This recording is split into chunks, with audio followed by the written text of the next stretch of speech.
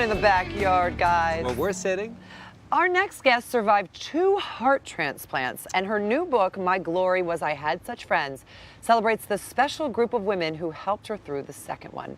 Please welcome to our home Amy Silverstein and her good friend Jody Caston. Welcome. Hello.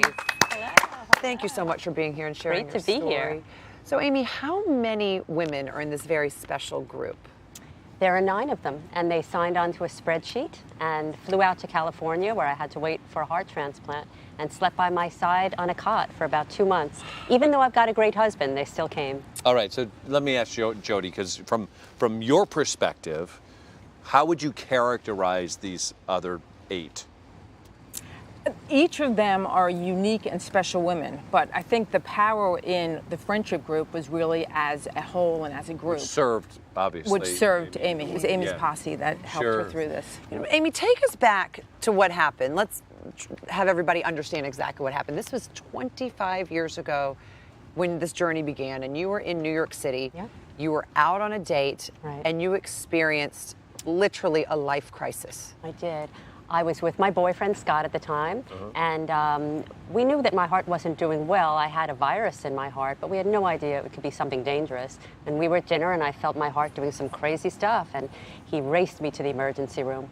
Scott did. He did, and then I found out I needed a heart transplant, and it was very That quick day? from there. That day, they said it in the hospital, this girl needs a heart transplant. And Wow. what? You know, but it was... That is quite a date to be on. It was quite a date. Yes. And you know what? He didn't run. He didn't run. He could have, but He did? What do you mean? So, he could have said, you know, this girl and her heart, I'm out of here. But he did quite the opposite. We were married about a year later. really? Oh, that is a gentleman right there. That is is a an real incredible man. man. How long had you been Wow. suffering with the virus so you already knew? How long was that going on? I had a virus, and they said it would probably be better in about 6 months. But about 6 months later, I had that date with my boyfriend, Yeah. and that was that. Yeah. And how did you even know that you had a virus to begin with? Well, you know, I was walking to law school with my friends, and I couldn't keep up, and I felt out of breath, and I was 24 years old, and you shouldn't feel out of breath. So I went to the doctor, and Sure. we found out. Yeah. So you had the transplant. Yes. People kind of go, "Well, okay, now I got a new heart. I'm moving Right, forward. Everything right. is great." And life was for how long? Life was for about 20, almost 26 years. Yeah. And then again started the breathlessness and some other real telltale symptoms. And what did Like, I mean? like what were the telltale signs? Pain down my arms, cardiac pain, and swelling in my feet, couldn't get my shoes on. And I knew that this meant that my heart was at its end and I would need a retransplant. I can't imagine what would go through your mind. Not again with this, and then Not again. the odds you must be facing. When did the group come together? Was it The group after came this? together when I found out that I needed to go to California for this transplant instead of So New York after for the second. complications. After the second. Okay. You know, for the first one, my friends weren't really there at 25 years old, and Yeah. at 50, everybody came. Right. And that's the difference in friendship. Isn't that the Yeah. truth? How so? Like, what is it? Why did the age thing make a difference? I think that friendship deepens with age and empathy deepens with age. Yeah. We're mothers. We are taking care of our parents. We are working people and taking care of our coworkers. You Sure. change between 25 and 50. Did you sense that when you guys were all together finding yourself almost saying the same thing? This Absolutely. nurturing- It was an unhesitatingly, we're all in. We need to be in, and we're all in for Amy, and we love her, and we want to do whatever we can. But how do you do that when you have to come to California Yeah. and your whole entire base is on the East Coast? Then how does that happen? You know, when women have a will, they make it happen. They ask for help from sisters, from friends, from mothers, from coworkers, So from what bosses. did they do? They made a spreadsheet, and they flew out one after the other in an unbroken chain.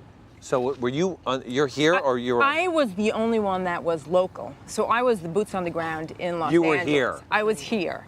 So I served a little bit of a different role, but I was the constant, and I would provide relief when someone was staying in the hospital Sure. room, and I would come, and they could run out and shower and take a little mean, break that's- and take yeah.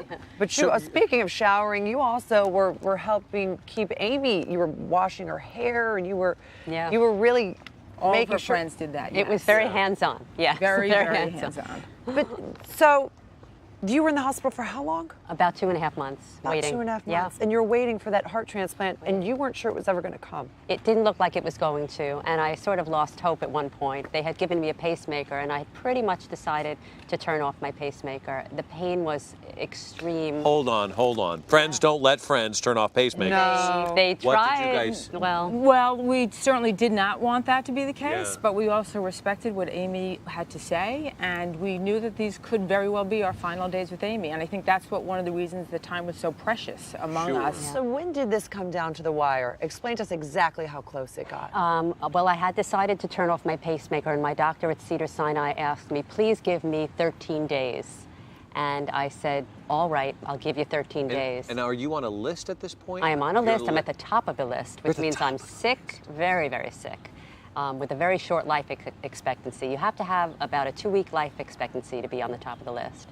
So I said, okay, I'll give you the 13 days, and at day 6, I got the heart. Oh my goodness. Wow. It How was did that? Can I amazing. just ask real quick? How we ask all these questions like, how did you find out you got nominated? You know, how do you get that news? How did it come to you? My doctor came and woke me up in the morning at about 7 o'clock. I was with my friend Joy, who was sleeping next to me on the cot, and he said very simply, we have a donor for you. And he said, it's a 13-year-old girl. And you know, my first heart at 25 came from a 13-year-old girl as well, because I'm small. Sure. And the first thing I thought of was this girl's family and this girl's mother and what they must be going through. Of course you do. Because I'm a mother, and you know, I was very sad and joyous at the same time. It was. So they pick up the bat phone and everybody's on a conference call. How did you all the support team get the news? I was driving into the hospital to see Amy, and I know you and Joy got on the phone together to talk to me, and it was one of the best, needless to say, it was one of the best phone calls I've ever received. Right. Wow, man, oh man. Okay, so are you? For people out there Yeah. who've never even considered organ donation, because there are plenty of people out there who say, this is how I came in, this is how I'm going to go. Right. What would you say to them?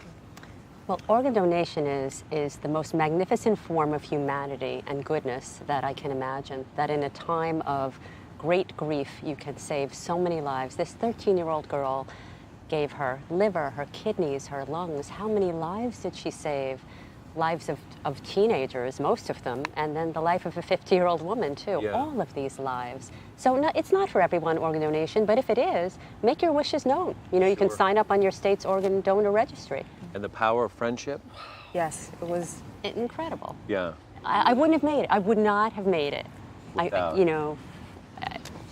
Women's friendship, You know what? fantastic. And they were your heart Yeah. when yours was failing you. Absolutely, you're right. Oh my Yes. gosh, Wow. what an amazing story. Thank Thank you you. so much, ladies.